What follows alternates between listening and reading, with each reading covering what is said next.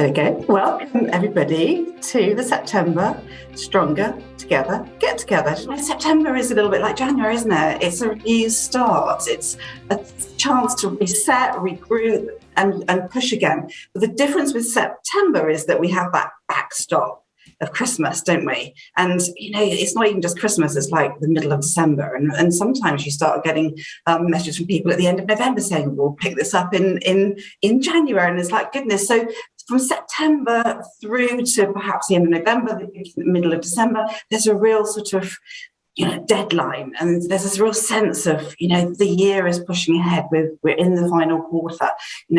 How can we make the most of this time? And of course, if we're regrouping and resetting, then our clients probably are too. And our ideal clients probably are too. So now's a real opportunity just to take a fresh look at everything. But that's really difficult to do, isn't it? It's really difficult to do when you're working on your own. It's a really hard thing to know where to focus and what to spend your time and energy on. And yet it's a really important thing to do. It's really important to think of Christmas as a positive push to get as much out of the last quarter of the year as possible.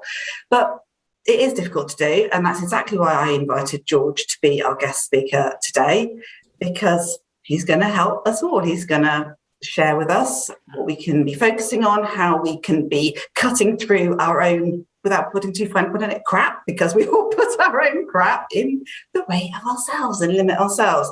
So for those of you who do not know George, and I think most of you probably do, but for those who don't, he is a professional coach, he's a mentor, he's a speaker, he's an author, and he's the co-founder of the incredibly successful Bigger, Brighter, Bolder company, which helps dozens and dozens of business owners achieve what they want and grow their businesses in the way that they want to. And over the last decade, he's helped over 500 businesses.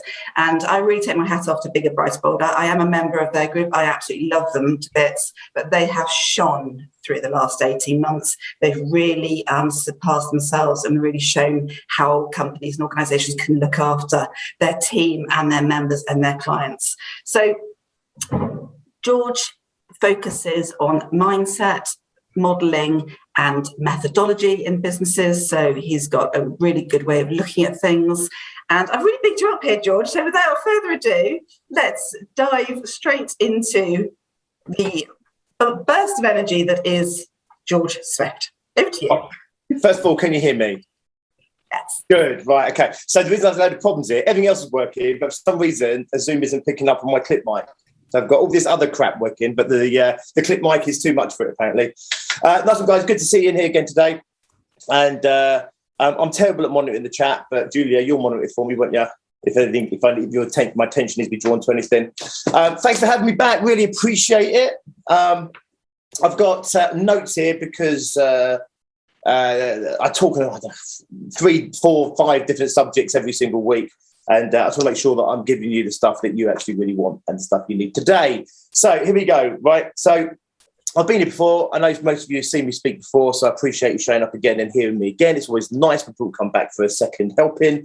And today what we're looking at is what you need to be focused on through this next period, right? And this next period I'm talking about is really from now, literally like today, all the way through to kind of the end of November. Maybe for some of you, maybe you will get away into early December. And then typically, once we get into December, things start to drop off naturally. We might start to drop off naturally, even if we're firing on all cylinders. Our prospects, our clients, the market generally might start to wane a little bit in December. And for most of us, that's kind of the pattern that we generally experience, right? We have a really slow period potentially over Christmas and the New Year period. Once we get through to the end of kind of January, it starts to pick up again. Early February starts to hit momentum. Once we're into March, April, May, June, we're kind of in real peak season, if you like, in terms of selling, in terms of winning new clients and growing our businesses. And then we go through summer. Summer isn't just a 6-week summer holiday for most of us. It's a slower period for maybe kind of, again, early July, certainly by mid-July onwards, through till, maybe about now, 1 week into September. For a lot of people, again, they're just getting on, back to their computers, getting on top of things now. So, maybe kind of middle of September, the market is kind of fully woken up. And then you've got from middle of September, as I say, to about the end of November. So it's a very small, narrow window of massive opportunity. And across the whole of our success groups, right, our members from startups all the way through to our members that do multi-million pound turnovers, we call this season the big push, right? And the big push is really where we focus on the things that are going to get us the result that we want. So we're not focused on our websites, we're not focused on our business cards, our branding, we're not focused on those things, right? Okay, they might be going on in the backgrounds. If you're a £1 million business, you'll have someone else doing it for you. But fundamentally, you, the business owner, need to be focused on business development right now. Okay, now this is potentially something that many of you don't want to hear. I get it. It's really common. A lot of business owners shy away from sales, do it because they have to do it, and a very small number of them actually love it, right? But the bottom line is really simple. There's only two things, excuse me, there's only two things that generate money in your business, right? One is sales and the other one is delivery. Now, you guys haven't got a problem with delivery, right? Because that's why you set up your business. You set up your business because you want to do marketing. You set up your business because you want to do X, Y, Z, right? You want to do IT support. So most of us, we don't need that much of a kick up the backside to go out there and deliver.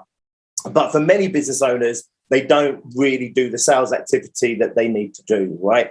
And it's not skill set that gets in the way. Obviously, by all means, skill up, get good at sales. We'll talk about that as we go through today. But fundamentally, I'm going to tell you, it comes down to just activity, volume of work, right?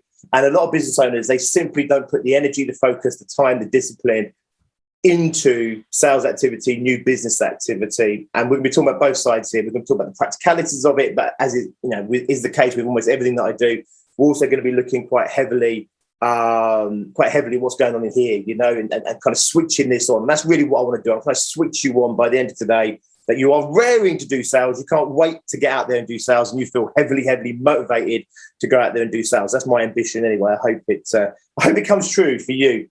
Okay, so sales and delivery are the only two things that generate money. Sales is where you generate the income, right, through sales activity. Delivery is when you get to earn it. So in other words, I go in, I sell you a contract, I sell you a project, I sell you my services. That's why I generate the income for the business, if you like. I generate the money in that moment there. But actually, I don't earn it until I've delivered it, right? And obviously, therefore, we need to make sure that we are doing our sales activity, because if we're not doing our sales activity, we don't get to do the delivery. And most of us, we haven't got a disconnect between the concept of delivery and money. So most people understand if I'm working on a client right now, I'm making money. Most people haven't got a disconnect between if I'm building a website or if I'm doing a one-to-one or if I'm doing X, Y, Z. They automatically get it, partly because of our background of going and working for someone else for a living. But fundamentally, what we get is if I'm working on a client, if I'm working on your work, then I'm earning money, right? But we don't necessarily make the same connection between sales and making money. Does this make sense? So the reason I bring this differentiation between the two ways of making money, one is you generate the money through sales and you earn the money through delivery, is to kind of switch us on that sales is making money. Now, I know, obviously, you get that, but it's not necessarily you that needs to get that. It's this little unconscious that sits in the back there that sometimes gets in the way, holds you back, doesn't necessarily switch you on to the activities that you need to do to get the result that you want. It pushes you down different routes, i.e. delivery, right? If I'm busy working on a client, I'm doing the right things. I'm too busy to do sales, etc., etc. If you are a sales demon, right? If you are absolutely all over sales, you're going to still get stuff out of what we're doing here today. But equally, right, I tip my hat to you, and I'm preaching to the converted with some of what I'm talking about here today, right? Okay, so you probably love delivery, I'd imagine. You have your good days and your bad days, but I'm guessing you pretty much love delivery. However, if you're like many people, you may hate sales. You may do it begrudgingly. In my experience, very small numbers love sales. Very small numbers of us love sales, because we come from a background of setting up a business that we want to be a technician. We want to do what it is that we do for our clients in a way that we choose. We want to be our own bosses, be masters of our own destiny, have our own freedoms.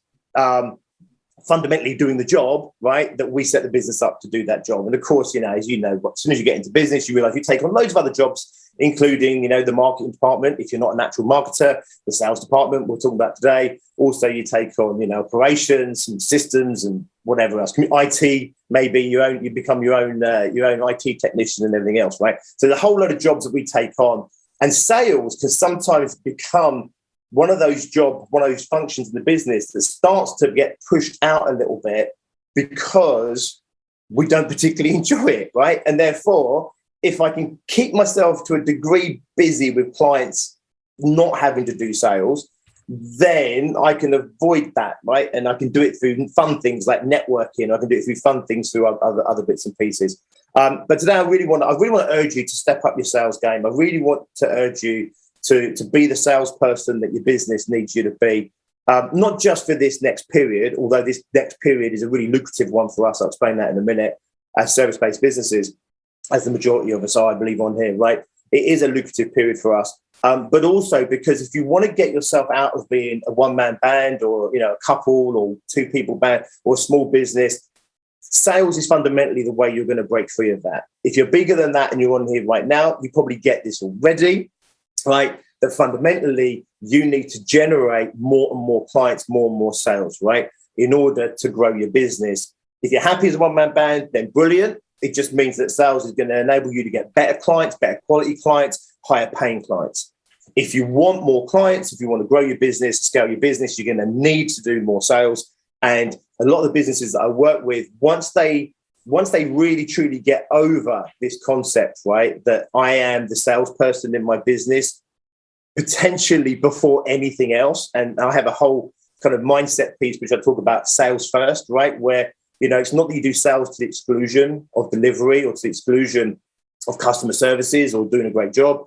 It's just you think about sales first. You start to think about revenue generation first. When you have your Monday morning board meeting, whether it's you and 5 other people or you and yourself, the first thing you're talking about is new opportunity, new business development, who's on the, where are we financially, right? And if we bring that to the forefront of our business, it doesn't make us a bad person. It's not going to sour our business in any way. What it does is just make money, financials, and sales a priority in our business. And if we get the commerce right in our businesses, then we get to do more of the stuff that you probably really, really want to do, right? Which is have some kind of impact in the world around you, whether that's to 10 clients or whether you want to, global domination and you want to affect 1 million or 1 billion people. That's kind of your mission. That's kind of what you want to do, right? And many, many business owners, they kind of get trapped, right? And if I share it on the screen, if you bear with me, I'll lift my little finger, and I'll share it on the screen. I should have had this prep, shouldn't I? I didn't. There you go, not bad. I've got one already up. So if we share it on the screen, I want you, in terms of, forget about what the numbers on the left are for now, right? But if we're looking at this, and I'll tell you what, I'll share my screen, you can see it probably clearer. And most businesses kind of go on a journey, right? That, they start up, right? And depending, some people start up and they kind of start up in a slow way, right? They're really dragging their heels and they're making it look hard, and they start really, really gradual, and then they kind of take off. Other people, they take off and everything else. But regardless of what gets you to that first layer, right? Let's call it, I don't know, kind of maybe salary replacement. For some people, it's 30K. For some people, it's 50, 60K, whatever it might be, right? So whatever gets us to that point, right? A lot of businesses you meet will then plateau out. And when you go networking, for example, you'll meet people and their financial fortunes, their business growth doesn't really change from 1 month, 1 year to the next, right? They've been doing 50, 60K for the last 5, 6, 7, 8 years. For some people, it's 20K, 30K. The numbers are relevant, right? But a lot of them, they plateau out. And we're not talking about why that happens. What we're talking about is basically, if we want to go to the next level, we need to put a kick in there, right? We need to do something different. We need to approach things differently if we're not getting the result that we want from the activity that we have been previously doing, right? So I'm a big fan of networking. I love networking. I love communities. I'm a big supporter of everything like that, as long as it's the right one for your business. One of the things that isn't necessarily the best thing about networking and that is you don't necessarily meet that many aspirational people. What you meet is a lot of people at the same level as what you're at, right? So if you go to a networking group, and it depends which one you're at, but let's say you go to an average networking group and someone's doing 100K plus in that networking group, the chances are they feel like Billy Big Bollocks because they're probably one of the biggest businesses in there by a country mile. The problem with that is they get lured into a false sense of security that maybe they're doing a little bit better than maybe they really are, right? Now, again, I'm not here to judge where you want to get to, okay? It's really, really important, right? I'm here to support businesses that want to grow, whether that's growing from, having a job and they want to launch a business, whether they've launched a business, they want to take that business up another level to salary replacement. If they want to go from salary replacement to 100K plus, that's a big part of what we're pushing businesses to break that 100K ceiling, because a lot of things happen when you get there, a lot of opportunities open up. And then if you're a 100K plus business, we're here to support you, 500,000, and then from 500,000 to 1 million and beyond, right? So that's my job. That's what I do. So it's really important to understand that everything I come from, right? Because sometimes people get upset with me and they say, I don't want to grow my business. Well, that's true. You genuinely don't want to grow your business. I get it. That's fine, right? Okay. But I promise you, the stuff we're talking about today is going to make it easier to maintain what you've got anyway. But we are here to champion and support businesses that are ambitious, aspirational, and they want to grow. So we need to do something in this point here, if that is you, if you find yourself plateauing. If, right, you are still on this steady growth, because sometimes you see this, where growth levels out. This is like fitness as well, and going to the gym and things like that, What happens is you have this period where, I don't know, let's say you can't even get out of a chair, and you can barely walk up a flight of stairs. What happens, of course, is you go to the gym, do anything, you'll actually get quite a quick increase in overall fitness, getting to the point where you can run that first mile, you'll see some real significant growth quite quickly. Then what happens with a lot of people is they start to slow down their growth because they get a little bit comfortable. They don't work as hard in the gym at this point here, right, as they did at this point here. They're doing more work, right, in terms of they're lifting heavier weights and they're running further distances or faster. But actually, what they're not doing is they're not working as a percentage as hard as they were at the beginning. This is normal, by the way, and this is what all businesses should aspire to do. It's just at what point do I do it? Too many people go for lifestyle businesses too soon, right? So what they're trying to do is they're trying to live the dream, right, which is be my own boss, do what I want, have all my freedoms, not work on Monday, whatever. But they haven't necessarily done what they need to do in the business in order to earn that, if that makes sense, right? So when we're looking at this graph that I'm drawing here for you, let's say in this point here at startup, you might have been working 90+%, Now you might be, but I say that of what you could possibly do, right? Some days you might have done, 100%. But on average, you're working really, really hard. Now, you may then think, well, that's not sustainable, probably isn't sustainable. Like an aircraft, right? It takes off, you pull back on the throttle, it lifts up, steep climb, and then it kind of levels out. The point is, at what point do you level out? Too many businesses level out at, 30 to maybe 60K, right? In my opinion, a lot of businesses. If that's your goal, I'm not here to say that you're wrong in any way, shape or form, right? But if we want more than that, let's say we want 100K plus up there, right? Clearly, that leveling out isn't going to be what we want. And if we go up through this steady, this really slow, steady climb here, it's going to take us forever to get there, right? And the chances are we get disheartened, and then we stop pushing at all, and then we level out again at some point, right? So actually what we want to do is if you're at launch phase, you want to make sure you maintain that momentum, right? If you are already down the line, plateauing a little bit, we want to kick it and go to the next level. And we've got a really good track record here, right, guys? We've got a really good track record of helping businesses that have been stuck around 25, 30K, breaking 100 grand. We've got people who are doing 50, 60K forever. I mean, like for decades sometimes, break them through 100K plus, get them their employees, get them to the point where they start generating and creating proper incomes, right, inverted commas, and starting to really, get the business that they wanted at the beginning and stuff like that. Now, there's 1,000 million things that we talk about at success groups, right? Of course there is. We've got Julie's already said it. It's mindset, the modeling, the positioning, the marketplace, motivation, momentum, partnerships, lead generation. I mean, so many different aspects, right? Operations, systems, processes, hiring, recruitment, firing. There's so many different things that will create that success on the way. What drives all business growth is money. And money is still a sticking point for a lot of people. All right. A lot of people still have an issue around money, about putting money first, making money a priority for themselves, for their businesses and stuff like that. And what generates money is sales, right? That's what's going to drive your business. So if you want the business that you set your business up maybe to be, right, which is you wanted to, whatever that vision of a business was for you, where maybe you are, taking long holidays. Maybe you are working a 4-day week. Maybe you are making lots of money. You've got the house you want. You've got other people doing things for you and stuff like that. Sales and revenue is what's going to drive that growth. Unless a very rich person that's willing just to pay you lots of money to sit in your ass, right? If so, good on you. Introduce me while you're at it. So we're here, right? Fundamentally, sales is what we're going to need to do in order to break that trend, right? Really important we understand that, because I get it. When I talk like this, sometimes it feels so obvious, it feels so easy, like, of course. And then we go back to our businesses and we get caught up in delivery again. Or we go back to our businesses and we get caught up, I don't know, doing tons and tons of network, or we get caught up working on our branding again, or we get caught up on Facebook or LinkedIn or Instagram doing content or blogs, And most small businesses that I know, if I'm honest, right, when, until I hit them with this mallet around the head, most small businesses that I know that come into our group spend longer writing blogs or doing video content or on Facebook than they do on sales, right? Now, I'm not here to say you shouldn't be doing LinkedIn. That's one of our big strategies that we push. I'm not saying you shouldn't have to be on Facebook or Instagram if it's working for you. Clearly, we should be spending more time in sales than we do on Instagram. It's like boom. And yet most business owners, they just don't, right? Because writing the blog is fun and engaging and maybe risk-free. Doing the video for some people, maybe Julia, some people is risk-free, right? And they enjoy it and it's creative.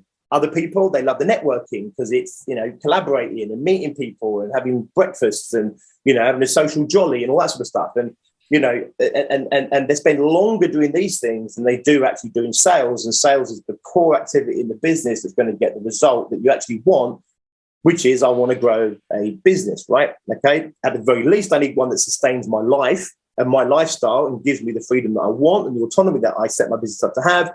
Ideally, you want more than that, right? Even if you just stick it in a savings account, it's worth it for later because we're all going to need it at some point in the future. And for many businesses, they do want to grow, they do want to scale, and they do want to, have other people on board, and they want to create something that maybe they can hand over. Someone else can run the business. They can still generate income off it.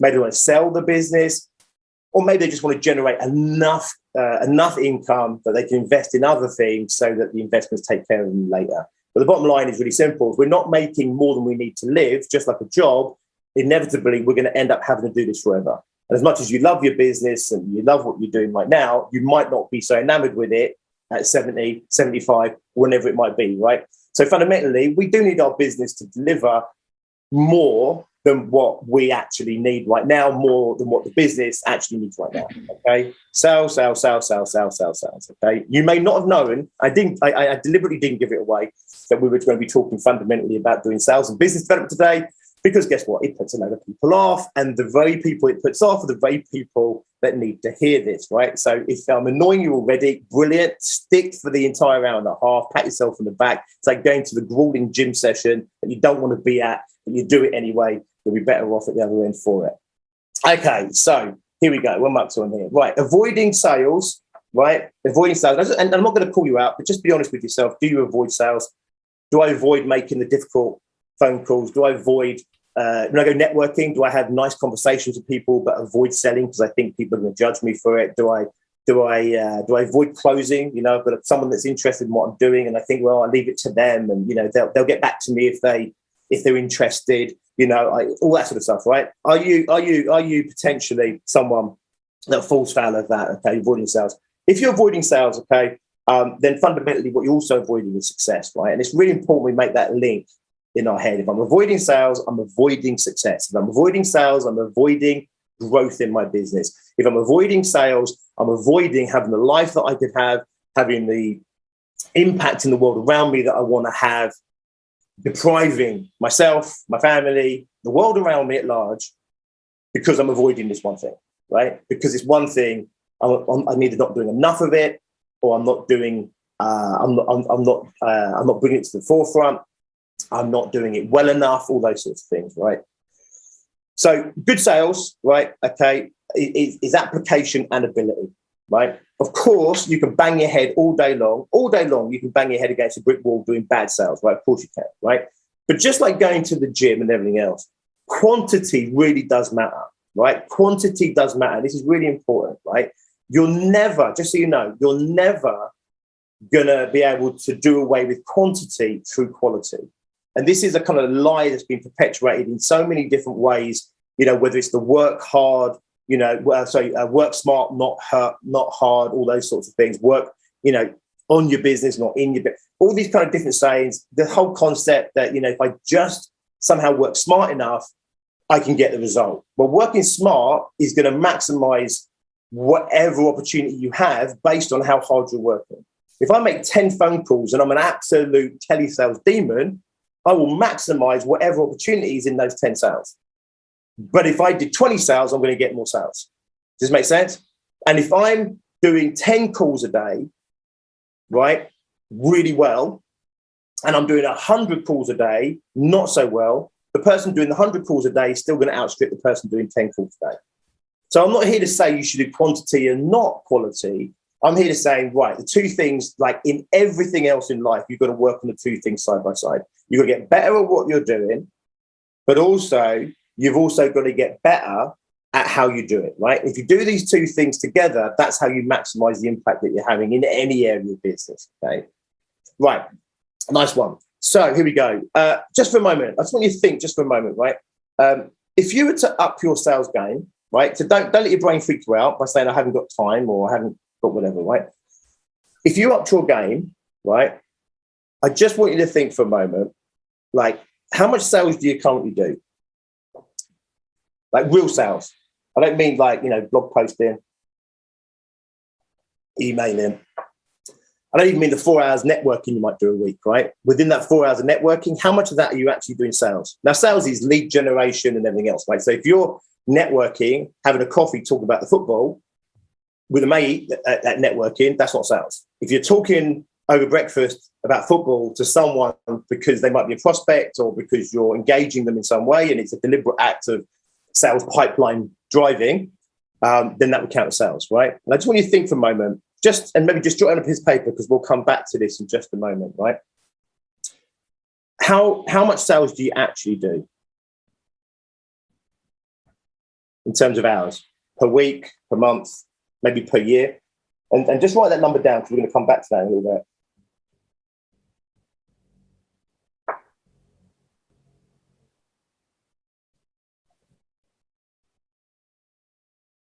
Yeah, so I'm just a little quick read of some of these notes and everything else. Yeah, for sure. No, well, that's not true. Some people do like being sold to. I'll be honest with you. I actually quite like a good sales process. In fact, my car, I was looking at upgrading it. So Audi. I don't know if you've ever had the mispleasure of buying an Audi, but Audi sales is the laziest sales you've ever seen in your life. Unless you walk in with a briefcase of cash, right, ready to buy one, they don't seem to care. There's zero sales. And it's come up to the end of its little bubble thing, and I'm looking at upgrading it, and I've literally just given up with them. And, you know, unless you literally want to walk in there, sign a piece of paper, you know, it's whatever, right? I actually would love to be sold to by Audi. I can't tell you how much I wish they would do a sales thing on me. But being sold to is different to being sold at. And I think what you're getting at there is you don't like being sold at, right? Preached at, sold at, cornered, pushed, made to feel bad, all those sorts of horrible, shitty tricks that sometimes happen with sales. I agree with you. I don't think the market does tolerate it because those people still do well. It's not going to sit well with you, right? Your soul, you're not going to sleep very well at night and stuff like that. Does this make sense? Okay, nice one. Okay, so I want you to imagine this, right? Just say, for example, right, if you were to significantly increase that, forget the how for a minute, if you were to significantly increase the quantity of that, cheers, Alison, for that. Cheers for sharing. Whoever's sharing, yeah. The Dej, thanks for that. So if you were going to find a lot more time, right, to bring into your sales and everything else, right, how much sales would you have to, how much more sales, looking at what you're currently doing at the moment, how much more sales would you need to do in order to double your clients over the next 2 years? Not tomorrow. So not like tomorrow. So imagine, you know, like I want to go from, let's say you run 10 clients. I don't know. Some people, you know, they have 2 or 3 clients at a time, right? Other people have 100, right? But let's say you have 10 clients right now, and that's generating X amount of income or revenue in your business. if you wanted to get to 20 clients, right, your business doing 20 clients, not tomorrow, right? Because to get 20 clients tomorrow or to build that up fast, you'd have to at least probably double, right? At least probably double what you're doing, right? To some degree. If we just look at the same quality that you're doing now, right? Not getting any better at sales, just doing what you're doing now. For a lot of people, you'd need to, double overnight. I'm not saying that you want to go like all in, right? And say, I'm going to lose. A bit like if I said, let's say, I don't know, you're 16 stone and you want to lose 2 stone, right? If you want to lose 2 stone in the next 3 months, you're going to have to work pretty hard, right? If you want to lose 2 stone over the next 12 months, you think, okay, it's a bit more than what I'm doing now, isn't it? Right? It's just it's a little bit, rather than having to go 600 calories deficit a day, I only have to go 200 calorie deficit. So this is finger in the air. This is not science, right? I appreciate that, but your brain doesn't work on that anyway. You're working on emotion and stuff. Finger in the air stuff right now. How much more sales do you think you'd need to do, right, on a weekly basis, monthly, depending on how you calculate it, right? How much more do you think you'd need to do in order to double the number of clients you had in the next 2 years? So to go from 10 clients to 20 clients. Now, I know there's operational things in there as well, but that's not there. We're talking about business growth at the moment. We'll solve the operations another day. We haven't got to solve that yet, right? If I wanted to go from 10 clients to 20 clients, I don't have to necessarily do double what I'm doing right now because I'm doing it over a long period of time. I want to do it in a year, I'd have to work harder, do more. If I want to do it in 6 months, I'd have to go all in, right? I'm just being really gentle with you right now. Do you think you could double your client base in 2 years? Just give me a little thumbs up or nod your head or something so I can have a look. Yeah, right. 2 years, right? Pretty. And for some of you, you're like, wow, man, that seems pretty uninspiring over 2 years. That seems pretty uninspiring. Here's the next thing I want you to think about. Look at your pricing. So look at the price you're currently charging and double the clients will be double the revenue. Depending on your business, it may be more than double profit, depending on your business, but let's just work with revenue for now. So you're doubling your revenue over the next 2 years, right? I then want you to imagine that as you're going on sales and you really start to make sales a priority, you'll start to get better at it, right? Because you'll be spending longer on it, you'll be thinking more about it, you'll start to invest more time, energy, and money into getting good at it, right? So I want you to understand also that as you get better at sales, you'll also get to increase your prices, because people who are bad at sales only win sales because they're cheap as a general rule, or it's a mate down the road or someone they bump into in the networking. You get away with being really lazy at sales. When you get all your clients at networking and you're charging average prices, it's a really lazy way of winning business. It's a good startup strategy, right? I suggest to everybody, right? Just get the business in, get momentum, get the case studies, get busy, all that sort of stuff. Then we need to start going for quality, right? Quality clients. There are clients out there right now who aren't with you, who are spending twice as much as they are with you right now. Is that fair to say? Right? Twice as much, right? If you're a personal trainer doing 40 pounds an hour, trust me, there are plenty of personal trainers doing 80. If you're doing IT support at 25 pounds an hour, someone's charging 50 pounds an hour and beyond, by the way. So if you're doing 50, I'm telling you now, someone's doing 100 as well, right? Do you think if you had a concerted effort over the next 24 months, do you think you could double your prices over 24 months? As you get better with sales, so instead of people saying, oh, that's expensive, and then you go, oh my God, I'm too expensive, I'll go back to what I was charging before. Instead of that, you get good at sales, you hold your ground on your pricing, you consistently push your pricing. I'm not saying you go from 40 quid an hour to 80 quid an hour tomorrow, but I promise you, I've coached many people to do exactly that.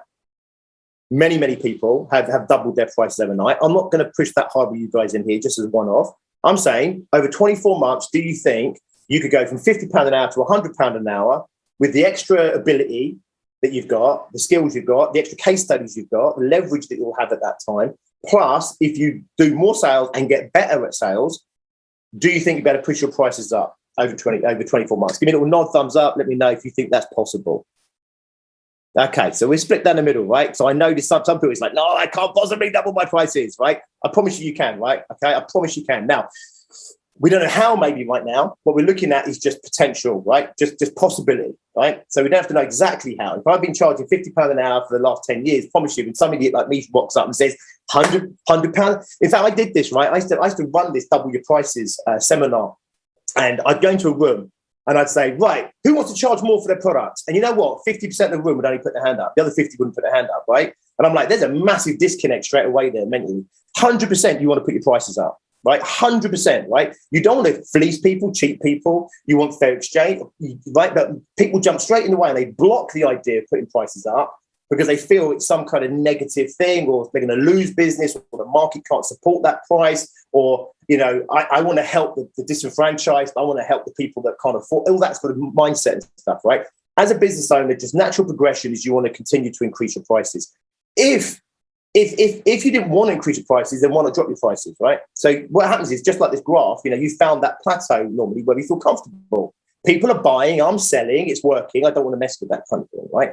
So as a general rule, I think we're up to about 2/3 of it, I think, except that they could double their price, right, in the next 24 months. 2 years is ages. You've only got to go like little 5% with the next couple of clients, and then get comfortable with that and push it another kind of 5, 6, 7, 8%. If someone's paying 40 quid, they'll pay 45.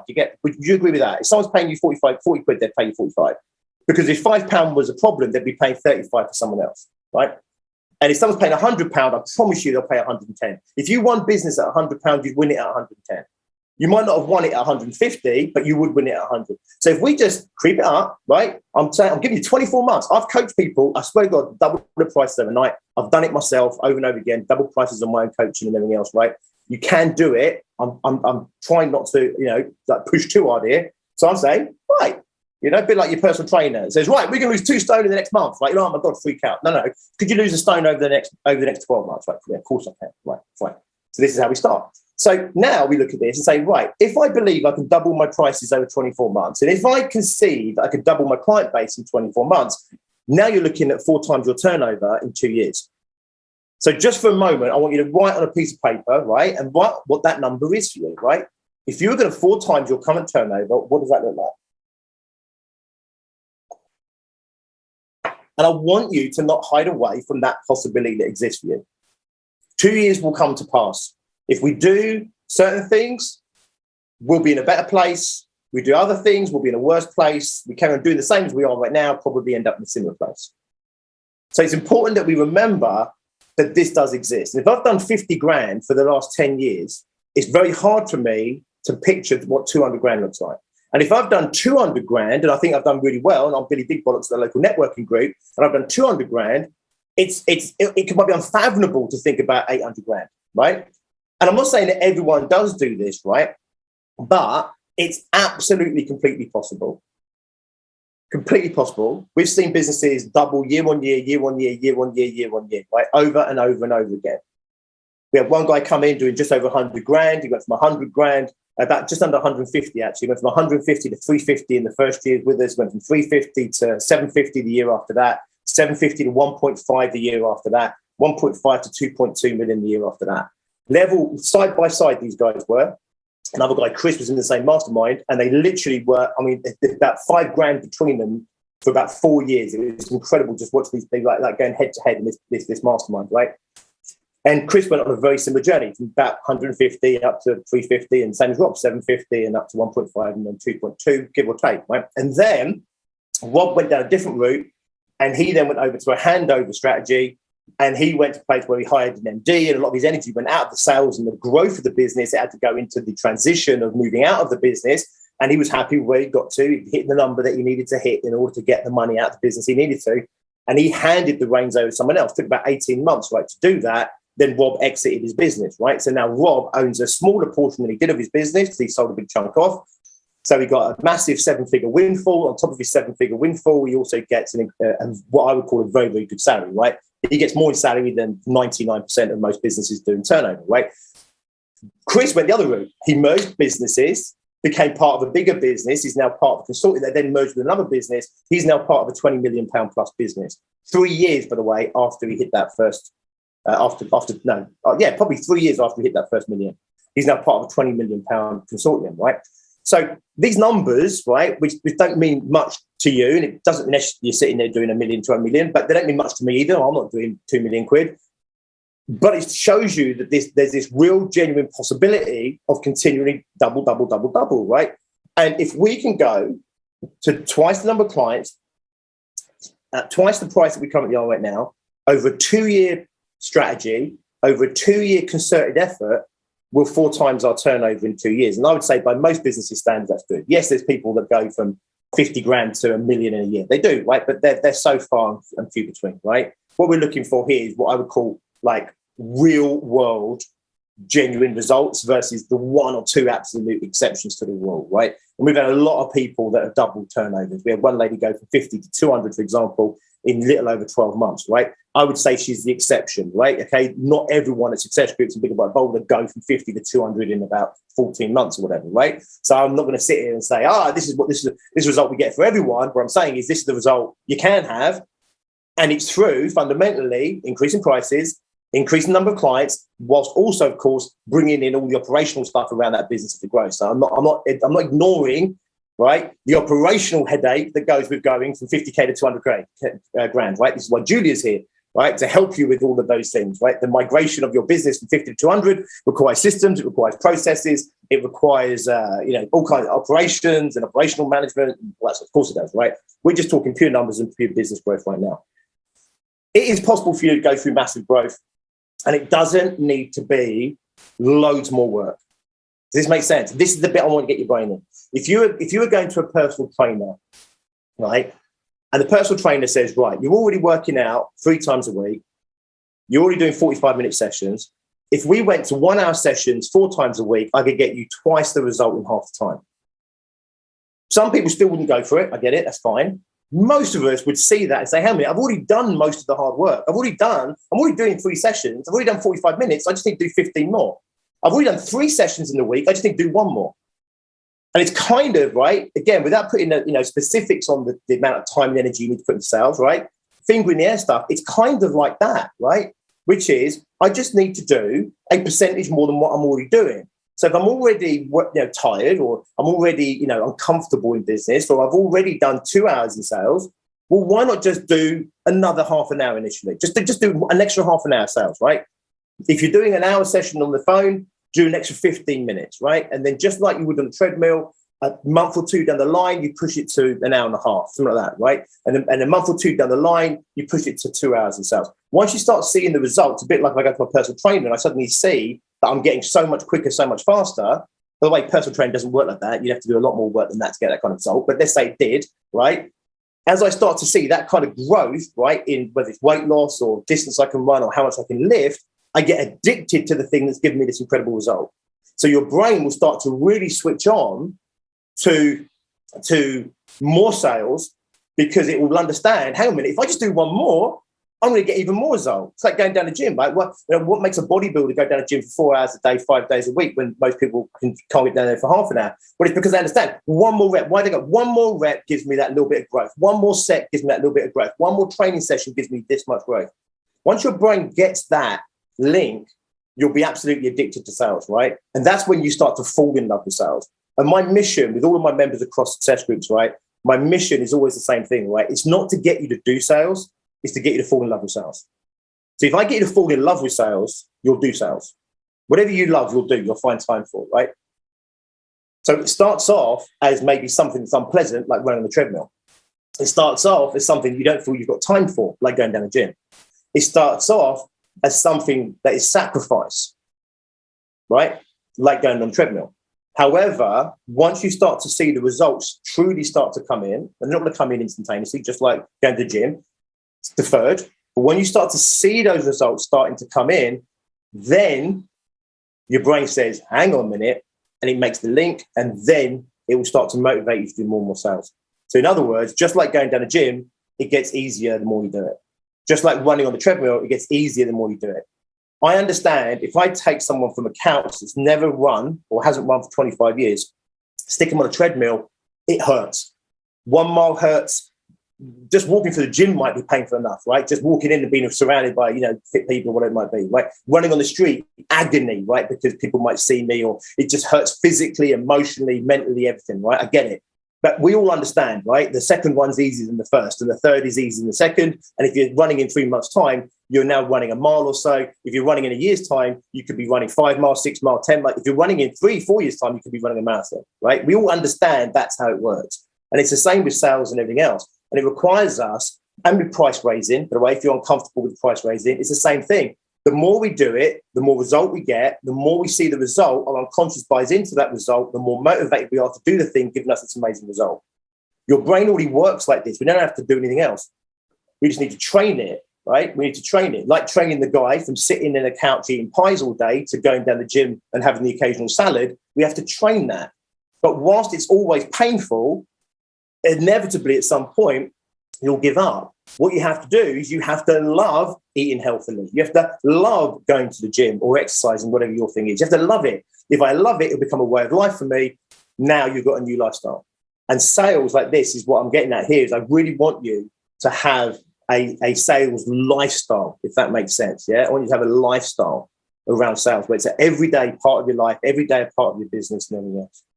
Why is this so important right now? We're really, really simple because that period I was just talking to you about, it's what I call business biorhythms, right? If I share the screen again, so it's what I call business biorhythms. And if this is a year, I do it like a racetrack. If this is a year, this is a really good period for most business owners. Then we have a big dead period. And then it kind of where we are now, kind of beginning of Q4, kind of just before to wherever about there, right? Now, in my experiences, for a lot of businesses, they can do as much business in this period here, which is now, right, the next 2.5 months or so, as they do in that big 5+ month period there, right? In my own business, we generally do close to maybe 40%, 45%, but close to, we do almost as much business in the autumn months as we do through the whole of February through till summer, right? And therefore, we want to really maximize on this. There's a good mood in the world right now, okay? I'm sure government's going to fuck with that soon. I'm sure the world is going to mess with my zen and my optimism and everything else. But right now, there is real, genuine optimism in the world.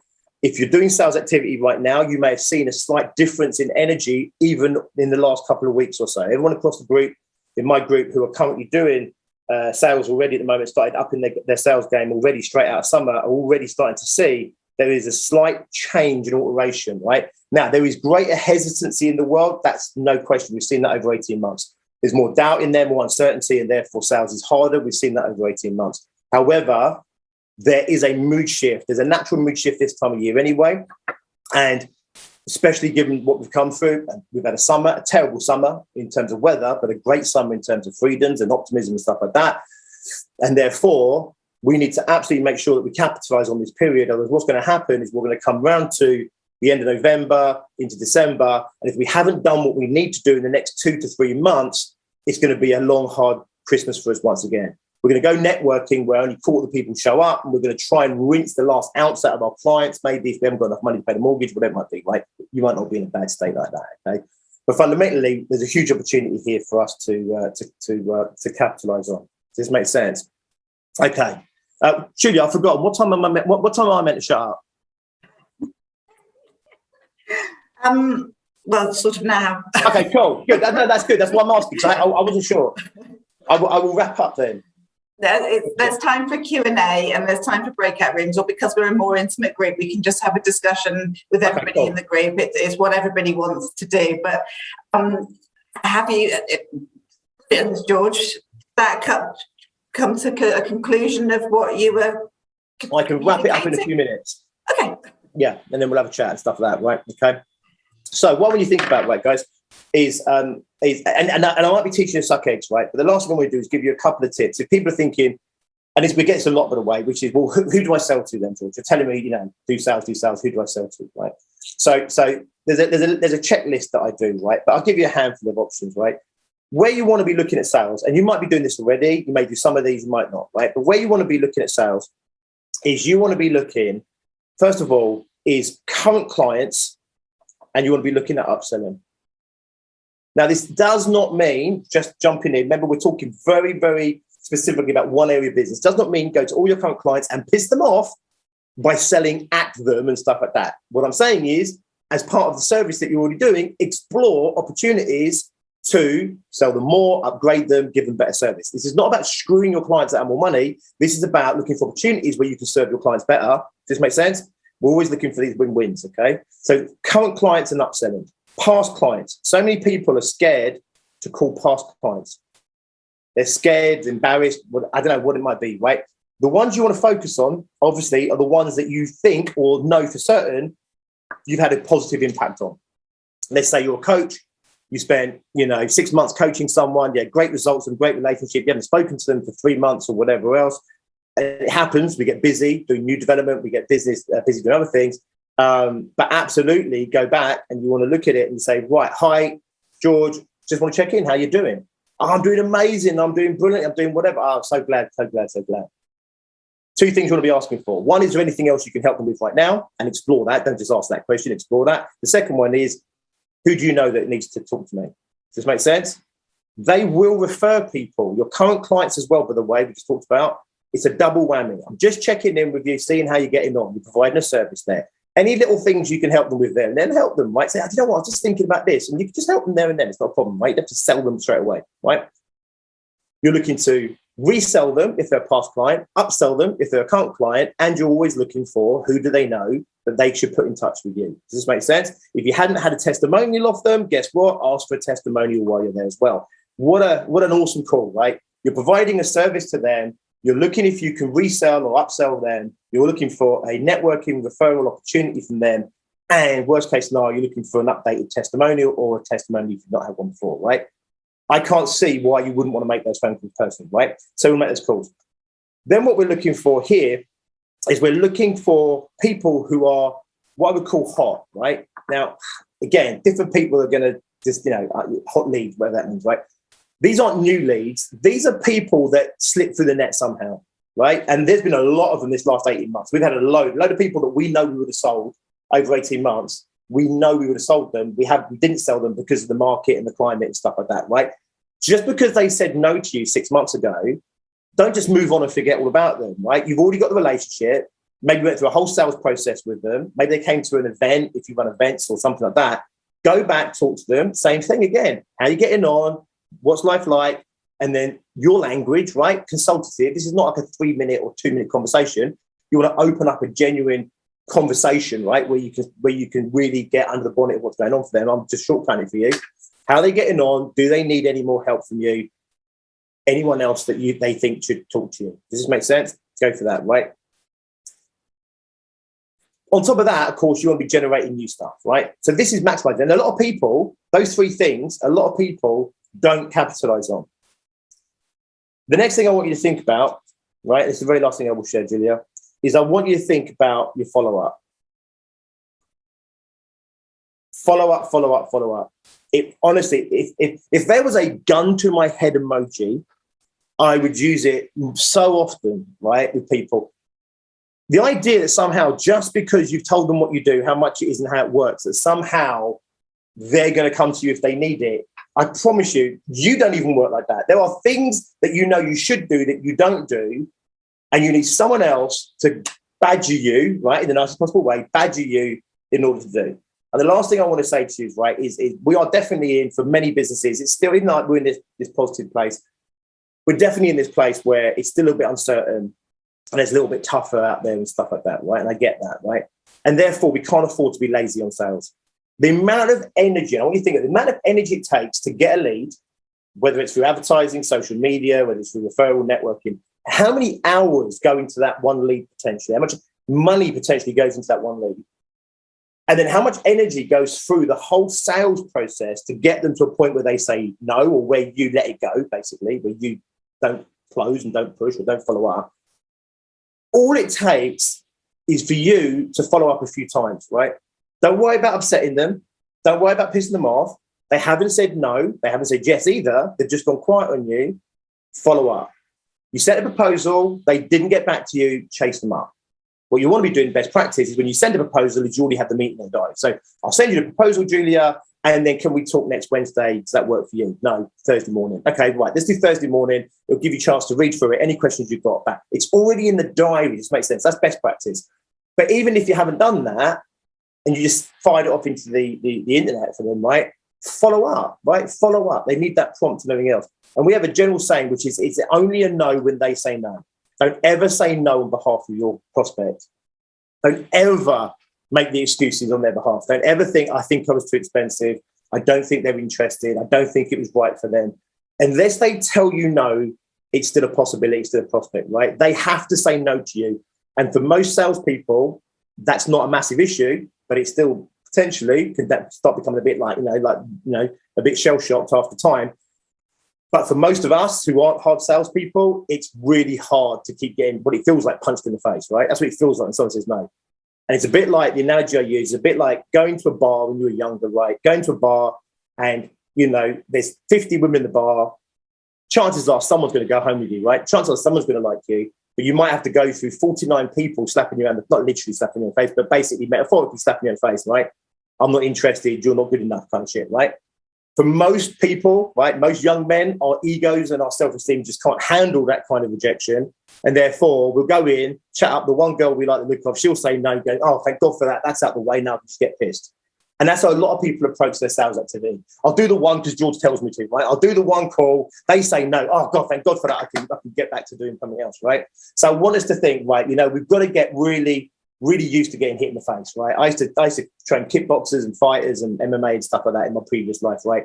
And I used to say to people, right, if you want to be a fighter, you've got to learn to enjoy getting hit in the head, right? Because if it's not something you enjoy getting hit, you're never gonna go anywhere, right? And the last guy I trained many years ago became a professional boxer, did quite well, and I kept saying to him, I said, you're shying away from getting hit too much. That's not the same as not trying to get hit, right? But you don't like getting hit enough, right? Anyway, it's the same with sales. You've got to get used to the no, and the no is what you're going for. You're going for that no. In fact, I think I'm quoting someone's book there by saying that. I don't know. But you want to go for that no, right? You want to sit there, and it's only a no when they say no. Until they say no, you're going to still stay on it. Why? Because you've invested so much time, energy, and money to getting to that point.